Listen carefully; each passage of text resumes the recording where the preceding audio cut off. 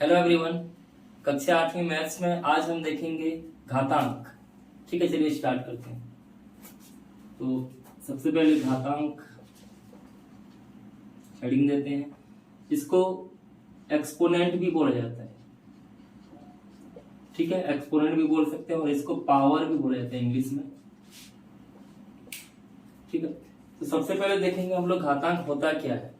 पिछली कक्षाओं में हम लोग पढ़ चुके हैं संख्याओं का वर्ग निकालना, संख्याओं का घन निकालना। वर्ग का मतलब क्या होता है, जैसे यहाँ दिया है 4 का वर्ग, यानी कि ये क्या होगा 4 गुणा 4 कितना आएगा, ये 16। उसी प्रकार अगर हम लोग 4 का घात 3 करेंगे, 4 का घन निकालेंगे, तो इसका मतलब क्या है 4 गुणा 4 गुणा 4, 4 चौं 16 चौं 64। ठीक है, उसी प्रकार देखिए जब हम लोग 4 को यहाँ 3 बार गुणा किए हैं तो क्या लिखे हैं, 4 का ऊपर में हम लोग लिखा गया 3, यानी कि ये 4 का घातांक 3 हो गया। यहाँ 4 को 2 बार गुणा किए तो यहाँ 4 का घातांक 2 हो गया। इसको घातांक 2 भी बोल सकते हैं, इसको वर्ग भी बोला जा सकता है। उसी प्रकार 4 का घात 3 को 4 का घन भी बोला जा सकता है। उसी प्रकार अगर हम लोग 4 को अगर हम लोग 5 बार गुणा करेंगे, ठीक है, 4 को यहाँ कितना बार गुणा किए, 5 बार, तो इसको कैसे लिखेंगे, 4 का घातांक कितना हो जाएगा 5। ठीक है, कोई भी संख्या लेंगे, जैसे मान लीजिए यहाँ पे 2 को अगर हम लोग 6 बार गुणा कर लें, 1 2 3 4 5 6, 2 को यहाँ 6 बार गुणा कर रहे हैं तो इसका मतलब क्या है, 2 का घातांक क्या हो जाएगा 6। ठीक है, तो यहाँ जो 2 है, 2 को ऊपर में 6 लिखा है तो 2 को कितने बार गुणा करना है, 6 बार गुणा करना है। ऊपर में जो लिखा रहेगा वो घातांक कहलाएगा, नीचे वाला क्या कहलाता है, उसका आधार कहलाता है। ठीक है, तो ये उसका क्या हो जाएगा आधार, या इसको इंग्लिश में क्या बोलते हैं, बेस बोला जाता है। और यहाँ जो ऊपर में रहेगा ये उसका क्या कहलाएगा, घातांक कहलाएगा। ठीक है, या एक्सपोनेंट। तो इस प्रकार कोई भी संख्या का घातांक जितना दिया रहेगा उस संख्या को उतनी ही बार हम लोग क्या करेंगे, गुणा करेंगे। और एग्जांपल लेते हैं, देखिए 3 का घात 3 या 3 का घातांक 3, इसका मतलब क्या होगा, 3 को कितना बार गुणा करना पड़ेगा, 3 बार गुणा करेंगे तो 3 तिया 9, 9 तिया 27 आ जाएगा। ठीक है, उसी प्रकार 5 का घात 4 दिया है तो 5 को कितना बार गुणा करेंगे, 4 बार गुणा करेंगे। 5 पच्चे 25, 25 पंचे 125, 125 पंचे 625।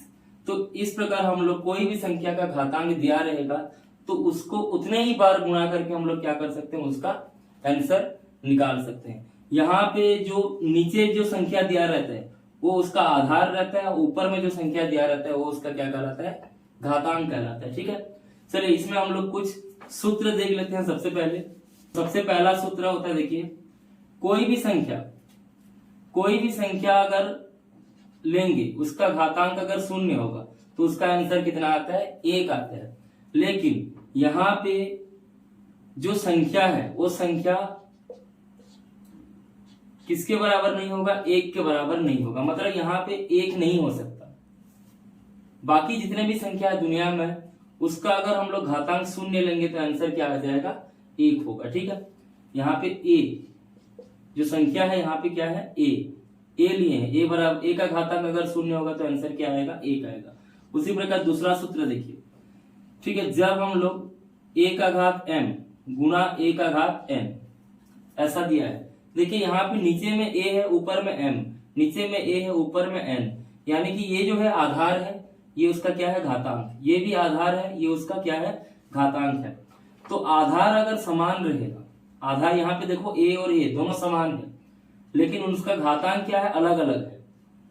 आधार समान होगा, घातांक अलग अलग होगा, और बीच में अगर गुणा का चिन्ह होगा तो क्या होगा, a का घातांक m धन n हो जाएगा। यानी कि आधार एक ही बार लिखना पड़ेगा और m जो उनका घातांक है वो आपस में क्या हो जाएंगे, जुड़ जाएंगे। उसी प्रकार तीसरा देखिए, जब a का घात m को भाग देंगे a का घात n से, यानी कि आधार समान है, घातांक अलग अलग है, और बीच में यहाँ पे क्या हो रहा है, उनका भाग हो रहा है, तो वहां पे घातांक क्या हो जाएगा, माइनस हो जाता है। ठीक है, तो इस प्रकार ये सूत्र है। चौथा देखते हैं हम लोग, अगर a का घातांक m है और पूरे का घातांक अगर n है, a का घात m भी है और पूरे का कोष्टक में बाहर में कितना दिया है, n दिया है, तो इसका सूत्र क्या हो जाएगा, a का घात m गुना n। ठीक है, उसी प्रकार अगर किसी संख्या का घातांक अगर ऋणात्मक रहेगा, जैसे a का घात ऋण m है, तो इसको हम लोग धनात्मक बनाएंगे कैसे, 1/a का घात m हो जाएगा। तो इस प्रकार ये 5 इंपॉर्टेंट फॉर्मूलास है, आप लोगों को इसको याद करना है। इसको देख के ही हम लोग क्या करेंगे, आगे क्वेश्चन हल करेंगे। अगर धनात्मक संख्याओं का घातांक रहता है तो हम लोग उसको उतने ही बार गुणा कर लेते हैं। ठीक है, जैसे यहाँ पे धन पूर्णांक और इधर दिया है ऋण पूर्णांक। ठीक है, धन पूर्णांक दिया है, इधर ऋण पूर्णांक। धन पूर्णांक मतलब जो धनात्मक पूर्णांक संख्या है, और ऋण पूर्णांक मतलब जो ऋणात्मक पूर्णांक संख्या। अगर इनका घातांक अगर लेंगे हम लोग, जैसे मान लो कोई भी संख्या, जैसे 2 दिया है, 2 का घात 4 है, तो ये धनात्मक संख्या दिया है 2, और इसका घातांक हम लोग क्या लिए है 4। तो इसको नॉर्मली हम लोग क्या करेंगे, 2 गुणा 2 गुणा 2 गुणा 2। तो आंसर कितना आएगा, 2 दूने 4 दूने 8 दूने 16 आएगा। यानी कि जो धनात्मक संख्या है उसका आंसर हमेशा क्या आता है, धनात्मक आएगा। उसी प्रकार देखिए ऋणात्मक संख्या का, जैसे हम लोग ऋणात्मक संख्या का अगर लेंगे, जैसे मान लो यहाँ पे दिया है ऋण 5, ऋण 5 का अगर घात दिया है 2, इसका मतलब क्या है, आधार जो है यहाँ पे ऋणात्मक है, यानी कि ये ऋणात्मक पूर्णांक संख्या है। तो ऋण 5 को कितना बार गुणा करना पड़ेगा, ऋण 5 को 2 बार गुणा करेंगे। ऋण 5 को अगर 2 बार गुणा करेंगे तो क्या हो जाएगा, देखिए ऋण ऋण गुणा होकर धन हो जाता है, और 5 25 कितना आ जाएगा, 25। ठीक है, उसी प्रकार अगर ऋणात्मक संख्या का अगर घातांक 3 है, तो 3 है तो ये क्या हो जाएगा, ऋण को कितना बार गुणा करना पड़ेगा, ऋणात्मक संख्या को 3 बार गुणा करना पड़ेगा। तो सबसे पहले हम लोग इसके चिन्ह का गुणा करेंगे। तो यहाँ ऋण चिन्ह दिया है, यहाँ भी ऋण चिन्ह दिया है, तो ऋण ऋण मिलके क्या हो जाएगा, धन हो जाएगा। फिर ये धन और ऋण, यहाँ तक ये धन हो गया, ये दोनों ऋण चिन्ह मिलके क्या हो जाएगा, धन, और एक और ऋण है, तो धन ऋण क्या हो जाएगा, ऋण हो जाएगा। यानी कि जो उत्तर आएगा वो क्या आएगा, ऋणात्मक आएगा। और बाकी संख्याओं को गुणा करेंगे तो 5 5 25, 25 5 कितना आ जाएगा, 125।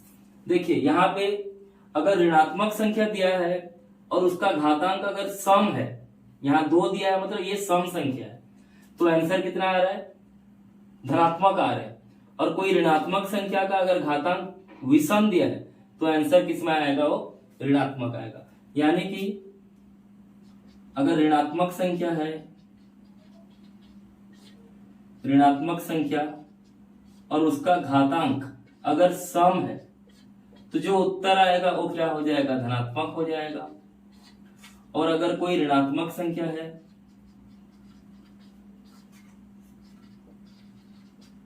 और उसका घातांक अगर विषम दिया है, तो उसका आंसर क्या आ जाएगा, ऋणात्मक आएगा। ठीक है, इसको याद रखेंगे हमेशा। अगर ऋणात्मक संख्याओं का अगर हम लोग घातांक निकालेंगे, अगर घातांक उसका सम दिया है, तो उत्तर जो आएगा वो क्या बन जाएगा, धनात्मक बन जाएगा। और वही ऋणात्मक संख्या अगर उसका घातांक विषम दिया है तो उत्तर क्या हो जाएगा, ऋणात्मक आएगा। और एग्जांपल इसमें करके देखते हैं। देखिए ऋण 3 का घातांक दिया है 4। ऋण 3 का घातांक अगर 4 होगा तो क्या होगा, ऋण 3 गुणा ऋण 3 गुणा ऋण 3 गुणा ऋण 3। देखिए यहाँ पे ऋण 3 ऋणात्मक संख्या है, इसका घातांक 4 दिया है। 4 क्या है, सम संख्या, तो आंसर किसमें आएगा, धनात्मक में आएगा। ठीक है, तो धनात्मक में आएगा तो इसमें धन ऋण लगाने की जरूरत नहीं है, क्योंकि धन संख्या के सामने हम लोग को कुछ लगाने की जरूरत नहीं पड़ता है। तो यहाँ बस संख्याओं का गुणा करेंगे, तो 3 तिया 9, 9 तिया 27, 27 तिया कितना हो जाएगा, 81। लेकिन ऐसा होता क्यों है, जब हम लोग संख्याओं का गुणा कर रहे हैं, तो संख्याओं का गुणा कर रहे हैं तो उनके चिन्हों का भी हम लोग क्या कर रहे हैं, गुणा कर रहे हैं। ठीक है, एक बार इसको एक्सप्लेन कर लेते हैं। जैसे यहाँ पे ऋण 3 का घात 4 दिया है, तो ये क्या होगा, ऋण 3 गुणा ऋण 3 गुणा ऋण 3 गुणा ऋण 3 होगा। तो इसको ऋणात्मक संख्याओं को 4 बार गुणा करेंगे, तो पहले ये दोनों का गुणा करते हैं। ये दोनों का अगर गुणा करेंगे तो पहले ये ऋण ऋण गुणा हो जाएगा, तो ऋण और ऋण का गुणा क्या होता है, धन होता है। और 3 तिया 9, यानी कि ये दोनों को गुणा करेंगे तो धन 9 आएगा। फिर ये दोनों बचा अभी, तो ये क्या होगा, ऋण 3 गुणा ऋण 3। अब देखिए ये 9 के सामने यहाँ पे कुछ नहीं है, मतलब ये धन का चिन्ह है, यहाँ धन है।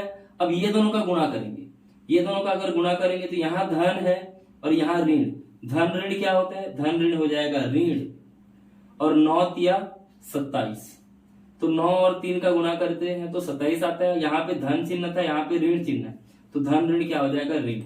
उसी प्रकार ये दोनों को गुणा किया तो ऋण 27 आया, और बचा कौन, ये ऋण 3 बचा। अब यहाँ पे ऋण है, यहाँ पे ऋण है, तो ऋण ऋण क्या हो जाएगा, धन हो जाएगा, और 27 किया कितना होगा, 81। यानी कि हम लोगों का लास्ट में जो आंसर आ रहा है वो क्या आ रहा है, धनात्मक आ रहा है। तो कोई भी ऋणात्मक संख्याओं का अगर घातांक सम रहेगा, यहाँ पे सम संख्या है ये, अगर सम रहेगा जो उत्तर आएगा, उत्तर क्या बन जाएगा, एक धनात्मक बन जाएगा। ठीक है, इस प्रकार से हम लोग सॉल्व करेंगे। कुछ एग्जांपल और लेके देखते हैं, सूत्र से हम लोग हल करेंगे। देखिए इसमें किस प्रकार के आप लोगों का प्रश्न बनेगा। जैसे मान लीजिए एग्जांपल में हम लोग देते हैं ऋण 5 का घात दिया है 4 गुणा ऋण 5 का घात दिया है 7। देखिए यहाँ पे आधार समान है, ऋण 5 यहाँ भी है, ऋण 5 यहाँ भी है, तो आधार अगर समान होगा और बीच में गुणा का चिन्ह रहता है तो घातांक क्या होगा, जुड़ जाएगा। तो घातांक जुड़ जाएगा तो ऋण 5 का घात कितना हो जाएगा, 4 धन 7, यानी कि ऋण 5 का घात 11 आएगा। ये कौन सा सूत्र लागू हो रहा है, a का घात m गुणा a का घात n बराबर क्या होता है, a का घात m धन n। यहाँ आधार समान था, घातांक अलग अलग है, तो घातांक दोनों क्या हो जाते हैं, जुड़ जाते हैं। तो ऋण 5 का घात 4 धन 7 यानी कि क्या हो जाएगा, 11। बस यहाँ तक आप लोग करना है। इसके बाद भी अगर हम लोग सॉल्व करेंगे तो आंसर किस में आएगा, देखिए यहाँ ऋणात्मक संख्या है, ऋणात्मक संख्या का घातांक अभी लास्ट में कितना आ गया, 11, और 11 क्या है, विषम संख्या है, तो जो आंसर आएगा वो क्या आएगा, एक ऋणात्मक संख्या आएगा। ठीक है, तो इस प्रकार हम लोग हल करेंगे। सबसे पहले प्रश्नावली में आते हैं। प्रश्नावली 2.1 में पहला दिया है, सरल करें। पहला प्रश्न में दिया है ऋण 5 का घात 3 दिया है, तो इसको सरल करने के लिए क्या करना पड़ेगा, इसको हल करना पड़ेगा। तो ऋण 5 का घात अगर 3 है तो यानी कि ऋण 5 को कितने बार गुणा करेंगे, ऋण 5 को 3 बार गुणा करेंगे।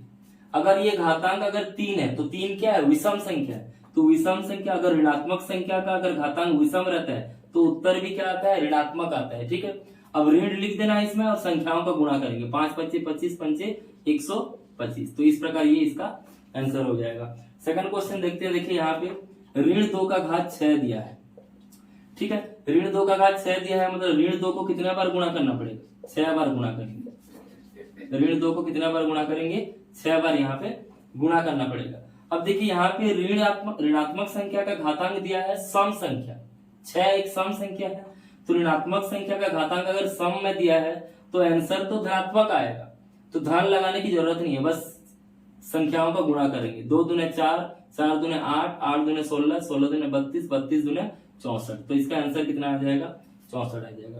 तो निम्न को घातांक के रूप में लिखना है। घातांक के रूप में अगर लिखेंगे, एक प्रश्न दिया है 5 का घात 4 गुणा ऋण 5 का घात 2 दिया है, 5 का घात 4 गुणा ऋण 5 का घात 2 दिया। देखिए यहाँ पे ना तो आधार समान है ना तो घातांक समान है, आधार भी समान नहीं है और इसका घातांक भी समान नहीं है। तो हम लोग को सबसे पहले क्या करना पड़ेगा, इसका आधार को समान करना पड़ेगा।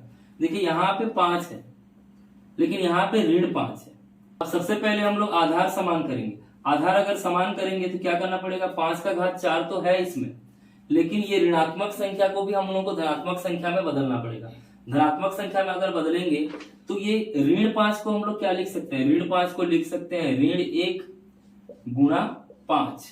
ऋण 1 गुणा 5 करेंगे तो 5 गुणा ऋण करेंगे तो ऋण 5 आ जाएगा। अब इसका घातांक कितना था, 2 था, तो यहाँ भी घातांक 2 होगा, यहाँ भी घातांक क्या हो जाएगा, 2 हो जाएगा। ठीक है, अब देखिए ये 5 का घात 4, ये 5 का घात 2, तो 5 का घात 4 यहाँ कितना है, 5 का घात 2, और ऋण 1 का घात कितना हो जाएगा, 2। इस प्रकार हम लोग यहाँ भी अब देखिए आधार समान हो गया, 5 और ये 5 दोनों का आधार समान है, तो आधार समान है और बीच में गुणा का चिन्ह है, तो क्या हो जाएगा, यहाँ पे जुड़ जाएगा। अब ऋण 1 का घात 2 दिया है, ऋण 1 का घात 2 दिया यानी कि ऋणात्मक संख्या का अगर घातांक सम हो जाएगा तो आंसर क्या आएगा, धनात्मक आएगा। और 1 का अगर हम लोग जितने बार भी घातांक लेंगे तो इसका आंसर कितना आएगा, 1 आएगा। तो लास्ट में इसका आंसर क्या आ जाएगा, 5 का घात 4 धन 2 कितना होगा, 6 गुणा 1, यानी कि ये कितना हो जाएगा, 5 का घात 6। तो इस प्रकार 5 का घात 4 गुणा ऋण 5 का घात 2 दिया है, तो इसका आंसर कितना आ जाएगा, 5 का घात 6। 15 गुना ऋण 15 का घात दिया है 25। देखिए यहाँ 15 का घात कुछ भी नहीं दिया है, कुछ भी नहीं दिया है, मतलब यहाँ कितना है 15 का घात 1 है।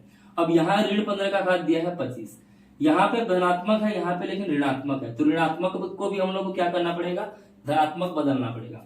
तो ये 15 का तो घात 1 ही हो जाएगा, लेकिन ये ऋण 15 को कैसे लिख सकते हैं, ऋण 15 को लिख सकते हैं, ऋण 15 को कैसे लिखेंगे हम लोग, 15 गुणा ऋण 1, 15 गुणा ऋण 1। तो अब इसमें घातांक कितना था 25 और यहाँ पे भी घातांक कितना है 25। ठीक है, अब देखिए यहाँ पे आधार समान है, ये 15 का घात 1, ये 15 का घात 25, आधार समान है यहाँ पे और बीच में गुणा का चिन्ह है, तो क्या हो जाएगा, घातांक जुड़ जाएगा। तो घातांक जुड़ जाएगा तो 15 का घात 1 धन 15 का घात 1 था और 25 था, तो 15 का घात 1 धन 25 हो जाएगा। और ऋण 1 का घात 25 दिया है, तो ऋण 1 का घात अगर 25 होगा, 25 क्या है, विषम संख्या है, 25 क्या है, विषम संख्या। तो विषम संख्या में अगर ऋणात्मक संख्या का घातांक रहता है तो आंसर किस में आएगा, ऋणात्मक आएगा। और 1 का घातांक जितना भी लो आंसर तो 1 ही आएगा, लेकिन यहाँ घातांक उसका विषम है तो क्या आ जाएगा, ये ऋण 1 आ जाएगा। तो आंसर होगा इसका कितना, 15 का घात 1 धन 25, 1 धन 25 यानी कि कितना होगा 26, और इसमें लास्ट में क्या लग जाएगा, गुणा ऋण 1 लग जाएगा। तो आंसर क्या आ जाएगा इसका, ऋण 15 का घात कितना आ जाएगा 26। 1 का गुणा कर दो, 1 का गुणा अगर 15 के साथ करेंगे तो कितना आ जाएगा, ऋण 15, ऋणात्मक संख्या दिया है और उसका घातांक कितना हो जाएगा 26। तो इस प्रकार हम लोग हल करेंगे। नेक्स्ट देखिए यहाँ पे प्रश्न क्रमांक तीसरा में दिया है, दोनों पक्ष को हल कर निम्न कथनों का सत्यता की जांच कीजिए। ऋण 2 का घात 4 गुणा ऋण 2 का घात 2 बराबर दिया है ऋण 2 का घात 8 को भाग दिए हैं ऋण 2 का घात 2 दिया। अब क्या करेंगे हम लोग, जो फॉर्मूला हम लोग को पता है उसी फॉर्मूला का यूज करके हम लोग क्या करेंगे, यहाँ पे हल करेंगे। तो सबसे पहले देखिए यहाँ पे आधार समान है, यहाँ पे ऋण 2 है, यहाँ पे भी ऋण 2 है। आधार जब समान रहता है और घातांक अगर अलग अलग रहेगा और बीच में गुणा का चिन्ह है, तो गुणा का चिन्ह है तो क्या हो जाएगा, घातांक जुड़ जाता है, तो 4 धन 2 हो जाएगा। उसी प्रकार देखिए यहाँ पे राइट साइड में क्या दिया है, यहाँ पे भी आधार समान है। आधार अगर समान है तो और बीच में भाग का चिन्ह है, तो भाग का चिन्ह है तो घातांक क्या होता है, घट जाएगा। तो यहाँ पे ऋण 2 का घात 8 ऋण 2 होगा और यहाँ पे ऋण 2 का घात क्या हो जाएगा, 4 धन 2। बीच में अगर गुणा का चिन्ह रहेगा तो घातांक जुड़ेगा, बीच में अगर भाग का चिन्ह रहेगा तो घातांक क्या होता है, माइनस हो जाता है, अगर आधार उसका समान रहेगा तो। अब इसको हल करेंगे तो ये क्या हो जाएगा, ऋण 2 का घात 4 धन 2 6, और इधर भी क्या हो जाएगा, ऋण 2 का घात 8 ऋण 2 क्या हो जाएगा 6। तो यहाँ पे जितना आंसर आ रहा है यहाँ पे भी उतनी ही आंसर आ रहा है, तो LHS बराबर क्या हो जाएगा, RHS, यानी कि दोनों पक्ष क्या हो जाएंगे, बराबर हो जाएंगे। गुणा ऋण 3 का घात ऋण 6 दिया है, ठीक है, बराबर 1/3 का घात 2 और पूरे का घात कितना दिया है, 2 दिया है। तो सबसे पहले सूत्र से हम लोग हल करेंगे। यहाँ क्या दिया है, ऋण 3, यहाँ पे भी क्या दिया है, ऋण 3 दिया है। तो दोनों अगर ऋणात्मक, दोनों अगर आधार समान है, बीच में गुणा का चिन्ह है, तो घातांक क्या होता है, जुड़ जाएगा। तो ऋण 3 का घात क्या हो जाएगा, 2 धन ऋण 6, 2 धन ऋण 6, और इधर क्या हो जाएगा, देखिए यहाँ पे 1/3 का घात 2 पूरे का घात 2। कौन सा सूत्र लागू होगा इसमें, a का घात m पूरे का घात n, तो क्या हो जाएगा, a का घात m गुणा n होता है, ठीक है। तो यहाँ पे नीचे तरफ क्या हो जाएगा, 3 का घात 2 गुणा 2, इस प्रकार से।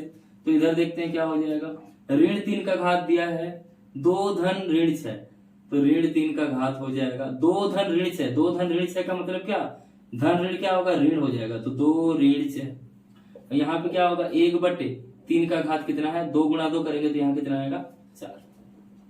इसको हल करेंगे तो ऋण 3 का घात क्या होगा, 2 ऋण 6, 2 ऋण 6 मतलब क्या आ जाएगा, ऋण 4, ठीक है। 2 का ऋण 3 का घात क्या आ जाएगा, ऋण 4, और इधर क्या है, 1/3 का घात 4, ठीक। अब और एक सूत्र लागू होगा इसमें, और एक सूत्र कौन सा लागू होगा, देखिए जब कोई भी घातांक अगर ऋणात्मक में दिया है, जैसे यहाँ a का घात ऋण है, तो इसको अगर हम लोग इसका उल्टा लिखेंगे, इसको अगर धनात्मक बनाना चाहेंगे तो क्या करना पड़ेगा, 1/a का घात क्या होता है, m। तो उसी प्रकार ऋण 3 का घात ऋण 4 दिया है, तो इसको क्या लिख सकते हैं हम लोग, 1/3 का घात 4 लिख सकते हैं, और 1/3 का घात 4।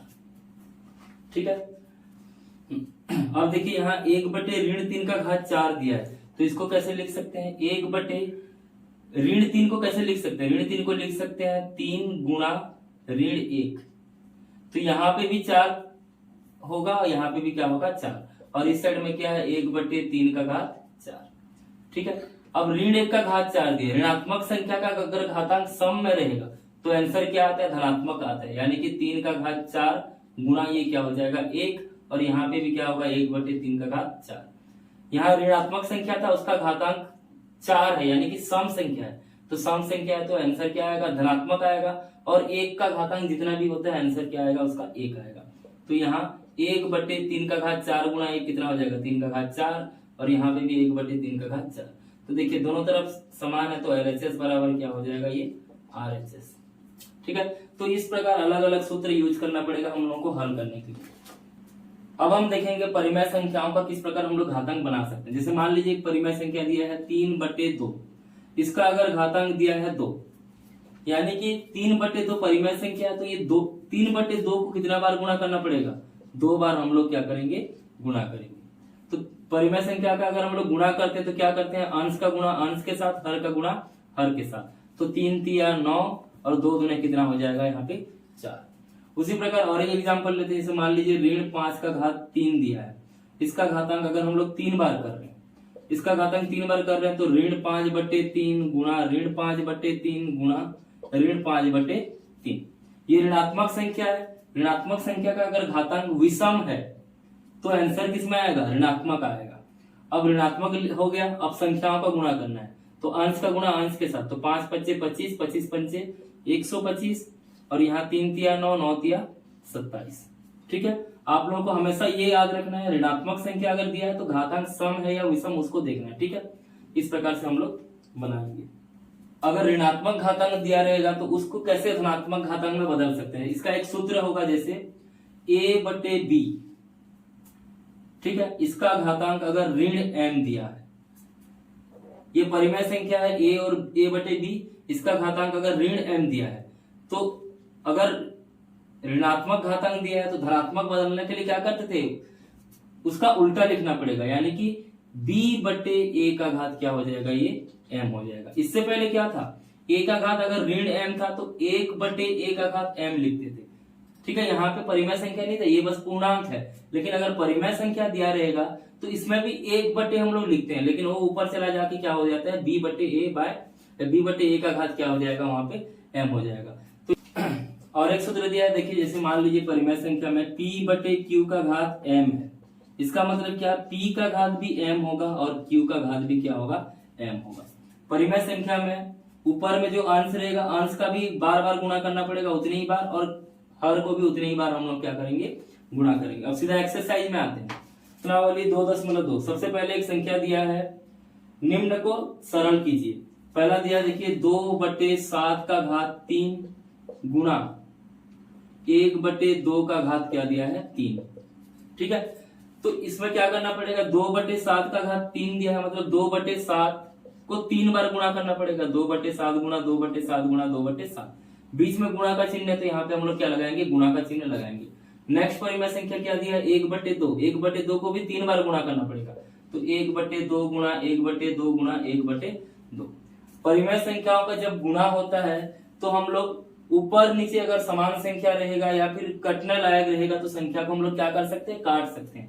तो देखिए इस 2 से ये 2 कट जाएगा, ये 2 से ये 2 कट जाएगा, ये 2 से ये 2 कट जाएगा, तो बचा क्या, यहाँ पे एक ऊपर में बस 1 बच रहा है, तो ऊपर में 1 गुणा 1 गुणा 1 बचेगा, और नीचे में कितना आ रहा है, 7 गुणा 7 गुणा 7, तो 7 गुणा 7 गुणा 7। ठीक है। तो 1 एकम 1 और 7 सत्ते 49, 49 सत्ते कितना हो जाएगा, तो कितना हो जाएगा 343। तो 1 गुणा 1 गुणा 1 करेंगे तो 1 आएगा, 7 गुणा 7 गुणा 7 करेंगे तो कितना आ जाएगा 343। तो इस प्रकार से आप लोगों को हल करना है। परिमेय संख्या में गुणा करेंगे, ऊपर नीचे कटेगा तो काटते जाएंगे। उसी प्रकार और एक संख्या दिया है, देखिए यहाँ पे 3/4, इसका घातांक दिया है 3 गुणा 3/4 का घातांक दिया है ऋण 5। ठीक है, तो अगर ऋणात्मक घातांक दिया रहेगा तो उसको हमेशा धनात्मक घातांक में बदलने की कोशिश करेंगे। ठीक है, तो यहाँ 3/4 का घात 3 दिया है तो ये हो जाएगा 3/4 का घात 3। और यहाँ पे जो ऋणात्मक दिया है इसको कैसे लिख सकते हैं, इसको लिखेंगे 3/4 का घात अगर ऋण 5 दिया है तो इसका उल्टा क्या हो जाएगा 4/3 का घात 5। ठीक है, उसका उल्टा कर देंगे, अंश को हर में बदल देंगे, हर को अंश में। अब इसको सॉल्व करेंगे तो 3/4 को कितना बार गुणा करना पड़ेगा, 3 बार। 3/4 गुणा 3/4 गुणा 3/4। उसी प्रकार 4/3 को कितना बार गुणा करना पड़ेगा, 5 बार। तो 4/3 गुणा 4/3 गुणा 4/3, ऐसा इसको 5 बार हम लोग गुणा करेंगे। गुणा करने के बाद कट रहा है तो काटेंगे, ऊपर में देखिए 1 2 3 1 2 3 कट जा रहा है, यहाँ पे 1 2 3 1 2 3 कट जा रहा है, तो यहाँ से लेकर यहाँ तक कट गया, तो बचा क्या, ये दोनों बच रहा है। तो 4 4 16 और 3 3 9, तो आंसर कितना आ जाएगा इसका 16/9। ठीक है, तो इस प्रकार से हम लोग इसको हल करेंगे। नेक्स्ट क्वेश्चन में दिया है घातांक के रूप में व्यक्त करना है। ठीक है, कुछ संख्या दिया रहेगा उसको घातांक के रूप में हम लोग व्यक्त करेंगे। तो यहाँ दिया है ऋण 25/49। तो 25 को किस प्रकार, अब देखिए घातांक आया है, घातांक का मतलब समान संख्याओं का गुणा। तो 25 को ऐसी कौन सी संख्या है जिसको उसी संख्या से गुणा करने पर कितना आएगा, 25 आएगा। तो ऐसा कौन सा संख्या है, 5 है। तो ऋण, यहाँ पे ऋण दिया है तो ऋण लगाएंगे। 25 का मतलब क्या होगा, 5 गुणा 5। उसी प्रकार 49 का मतलब क्या होगा, 7 गुणा 7। ठीक है, 25 का होगा 5 गुणा 5, 49 का कितना होगा 7 गुणा 7। तो 5 को अगर हम लोग 2 बार गुणा किए हैं तो इसका आंसर क्या आ जाएगा, ऋण 5 का घात 2 और 7 का भी घात क्या हो जाएगा 2। दोनों में घातांक 2 है तो ऋण 5/7 का घात कितना हो जाएगा इसका 2। इस प्रकार हम लोग इसमें आंसर निकालेंगे। उसी प्रकार देखिए दूसरा क्वेश्चन दिया है 27/125। तो 27 कैसे लिखेंगे, 27 का अभाज्य गुणनखंड करेंगे तो कितना आएगा, 3 गुणा 3 गुणा 3। उसी प्रकार 125 का कितना आएगा, 5 गुणा 5 गुणा 5। जो नहीं जानेगा उसको आप लोगों को अभाज्य गुणनखंड निकालना पड़ेगा। तो ये कितना आ जाएगा, 3 निया 27, 3 तिया और 3 एकम। तो 27 बराबर कितना आ रहा है, 3 गुणा 3 गुणा 3। उसी प्रकार 125 के लिए हम लोग क्या करेंगे, 125 को अभाज्य गुणनखंड 5 दूने 10, 5 पच्चे 25, 5 पच्चे और 5 एकम। तो 125 के लिए क्या होगा, 5 गुणा 5 गुणा 5। तो इस प्रकार हम लोग लिखेंगे। तो 3 कितना बार आ रहा है, 3 बार आ रहा है, तो 3 का घात 3। 5 कितना बार आ रहा है, 3 का आ रहा है, तो 5 का घात 3। दोनों का घातांक अगर 3 है तो 3/5 पूरे का घात कितना हो जाएगा, 3 हो जाएगा। इस प्रकार हम लोग हल करेंगे। नेक्स्ट देखते हैं हम लोग सिद्ध करना है। सिद्ध करने के लिए प्रश्न दिया है 5/7 का घातांक दिया है 7 गुणा 7/5 का घातांक दिया है 7 ऋण 3/19 का घात दिया है 2 गुणा 19/3 का घात दिया है 2 बराबर 0। इसमें LHS दिया है, ये सब चीजें RHS में क्या दिया है, 0। तो आपको इसको सॉल्व करके सिद्ध करना है 0 आएगा या नहीं। तो क्या करना पड़ेगा, 5/7 का घात 7 दिया है तो 5/7 को कितना बार लिखना पड़ेगा, 7 बार लिखना पड़ेगा। ठीक है,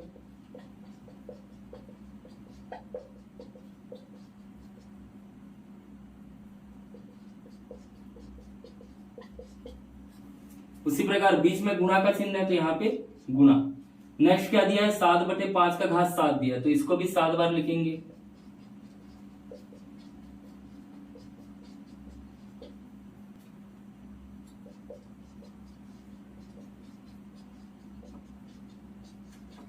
ठीक है, उसके बाद क्या दिया है, ऋण दिया है तो ऋण 3/19 का घात 2, तो 3/19 का 2 बार गुणा करेंगे, 3/19 और 19/3 का घात भी 2 दिया है तो 19/3 को क्या करना पड़ेगा, 2 बार गुणा करने पड़ेगा। लास्ट में क्या दिया है, बराबर 0। तो बराबर 0 आना चाहिए। अगर कटेगा तो क्या करेंगे, हम लोग काटेंगे। देखिए यहाँ ऊपर में कितना 5 है, 1 5 2 3 4 5 6 7, 1 2 3 4 5 6 7। उसी प्रकार यहाँ भी कट जाएगा, 1 2 3 4 5 6 7, 1 2 3 4 5 6 7। ये सब का सब कट जा रहा है। ठीक है, तो ये सबके ऊपर में क्या आएगा, 1 आएगा। तो 1 का गुणा सबके साथ करेंगे तो 1 एकम 1 ऐसा आएगा, लास्ट में 1 और नीचे में भी कितना आएगा, 1 आएगा। उसी प्रकार देखिए यहाँ ऋण का दिया है तो ऋण का चिन्ह लगाएंगे। अब ये 3 ये 3 ये 3 ये 3 19 19 19 19 कट जाएगा, तो यहाँ पे भी 1 एकम 1 1 एकम 1 1 1 आएगा, इधर भी 1 1 आएगा, तो लास्ट में यहाँ आएगा 1/1 बराबर क्या आना चाहिए, 0 आना चाहिए। 1/1 का मतलब क्या है, 1, और ऋण 1/1 का मतलब क्या है, 1, तो 1/1 बराबर 1 नहीं, 1 ऋण 1 बराबर क्या हो जाएगा, यहाँ भी 0 यहाँ भी 0, तो LHS बराबर क्या हो रहा है, यहाँ पे RHS हो रहा है। तो इस प्रकार हम लोग हल करेंगे। नेक्स्ट क्वेश्चन देखिए, यहाँ पे दिया है 25 गुणा 3 पूरे का घात 5 दिया है, ठीक है, तो इधर दिया है 25 गुणा 3 का घात 5, क्या ये सत्य होगा। देखिए यहाँ ब्रैकेट में 25 और 3 दोनों है, ठीक है, 25 और 3 दोनों के ऊपर क्या लगा है, 5, तो यहाँ पे बस 25 का घात दिया ही नहीं है और 3 का घात क्या दिया है, 5 दिया है, ठीक है, बस 3 का ही घात 5 दिया है, तो क्या सत्य होगा, ये नहीं होगा, असत्य हो जाएगा, ठीक है। अगर यहाँ पे 25 का घात भी अगर 5 होता और 3 का घात भी अगर 5 होता, तो ये क्या बन जाता, सत्य बन जाता, क्योंकि ब्रैकेट के अंदर में दोनों चीजें हैं। तो इस प्रकार आप लोगों का घातांक वाला चैप्टर भी ये कंप्लीट होता है। प्रैक्टिस करते रहिए, आगे बढ़ते रहिए। धन्यवाद।